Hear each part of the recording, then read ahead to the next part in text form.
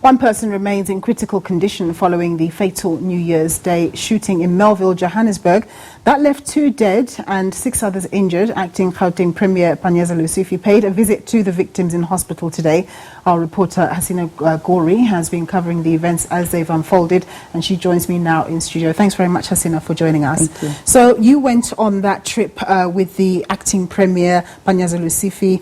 What was the condition of the victims in hospital? So we visited Helen Joseph Hospital this morning with Panyaza Lesufi, where he got briefed both by the hospital staff on the condition of the victims that are still in hospital. As you mentioned, 6 people were wounded, but 4 had remained in hospital for the last few days, and 1 was released this morning. 2 others are in hospital, still they're quite stable. We managed to get in and speak to them. One is a female. She said it was her first time ever going to Poppy's in Melville. Sure. They'd just come, thinking it's a restaurant, they'd come in for a meal, and she was standing quite far in at the restaurant when she was shot in the pelvis. She said she was in a lot of pain when she'd come in. She's in a way better condition now, but you could see when you spoke to her that she was in discomfort.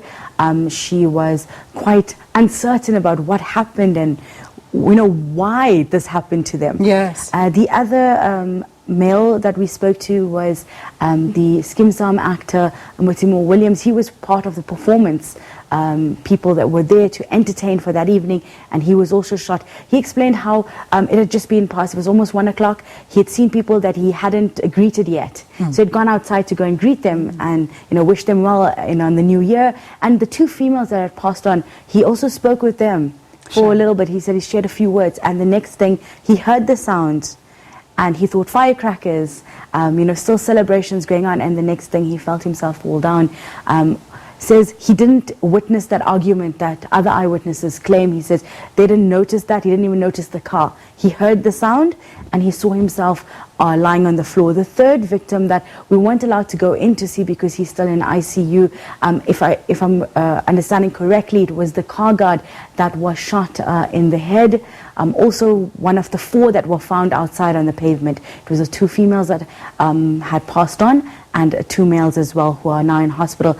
He's also in a critical condition in ICU. Doctors are still working on it. We weren't allowed to go into and see him in that stage, but most of the others have been released and they are okay. So it's just 3 victims that remain in hospital. So what's the state of play in terms of the investigation into the Melville case? So one of the other briefings that Acting Premier Panyaza Lesufi got today was from the police. There was a lot of eyewitnesses accounts. It was a busy evening. People were out and about. So a lot of eyewitness accounts that had come in. Yesterday when we were in Melville outside Poppy's, we did see the investigators coming in, being there on site, just gathering more information. We know there's a CCTV footage of the black SUV, the BMW, that is alleged to have been driven that night and where the shots were fired from. What we do know, it's public knowledge now that the number plate and the registration plate of that car was cloned, so it doesn't actually correlate with the vehicle that was being driven.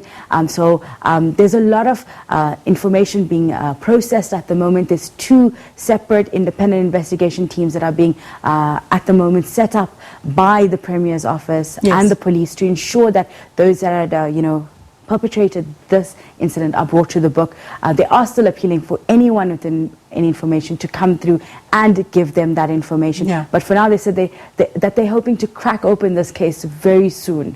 Do we know what reassurances or assurances the Acting Premier was giving to those victims that he spoke to? I think a lot of them needed solace. They said, I do know one of them said that it's been chaotic since that moment that all this happened. People were screaming. People were in complete panic.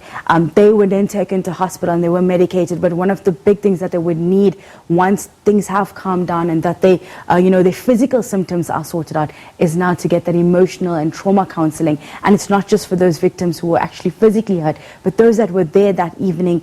We were there on the scene almost half an hour after it happened, or 45 minutes, and people were crying. People were trying to get out of that area. People were panicked. And it's going to be a lot of emotional support that those around that area would need. Also, those that frequent the restaurant, it's quite a popular restaurant. Yes. Yesterday at the night vigil, when we were there, many hadn't been there on New Year's Eve, but had come and give solace to the owners, to Melville as an area, to reclaim kind of that space. Yes, of course, it wasn't Melville only that was affected by shooting. It was also Newtown. Several people were injured. Just give us a recap on your observations there. And you also went to see some of the victims in hospital there. Yes, as we know, 2020 really came in a bang here in Johannesburg. From the M2 highway, it's alleged that someone shot into the Mary Fitzgerald Square where the Newtown celebration was taking place. That happened at about 3 in the morning, and 11 people were wounded. We spoke with one victim that we managed to meet at Charlotte Maxeke Hospital. He had a chest wound, and he explained how he was there working. He has a camera and he takes photos of people at celebrations, and he does this every year. And he was busy taking photos of people, and the next thing he knew, he was shot at. He says it was so dark you couldn't see where it came from. There was no idea what sparked this kind of shooting. It was very random. Unlike in Melville, where there's CCTV footage and cameras that were working, in Newtown, it wasn't. So that investigation is a lot harder at the moment for police. What was quite interesting as well is that when we went to Charlotte Maxeke today, this victim and patient was not in a bed. He was sitting on a bench. And when the MEC as well as the acting premier asked nurses and trauma surgeons, why is he not in a bed? The answer was, it's overcrowding. We were there. The pictures and visuals that we're just playing out is from New Year's Eve. And this is the scene that we saw there just past midnight. People didn't have beds. They've managed to clear out. They've managed to prioritize high-risk patients that need theatres. But many don't have a bed. And this was one of those patients that didn't have a bed. He was being treated, but he was sitting on a bench. Hasina, I know you're not a criminologist, you're a journalist and you cover stories, but these crimes that took place on New Year's Day, they are a bit strange in the South African context. You'd associate this type of crime with the United States, you know, where people have a bad day and they go and shoot everybody. But this is very unusual indeed.